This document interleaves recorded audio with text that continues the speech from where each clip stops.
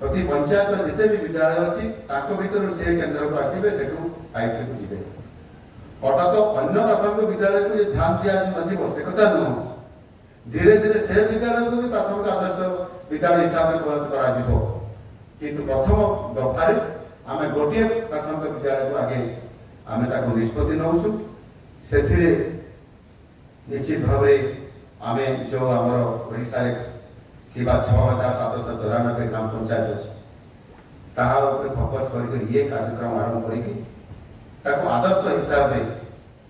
आम जातीय शिक्षा नीति आधार आम ग्रहण कर कार्यकारी करूँ स्वतंत्रता देवु एवं स्मार्ट परिवार प्राथमिक स्तर ही से स्मार्ट और स्मार्ट स्कूल उच्च विद्यालय को जापरेंगे जो थे कि से पिला पछक फेरबे ना निश्चित भाव में जातीय स्तर जेकोसी शिक्षा व्यवस्था से पाठ पढ़ा सहित कंपिटिशन भाग नहीं सफलता अर्जन करेंगे से प्रकार व्यवस्था आम सरकार करने चाहते।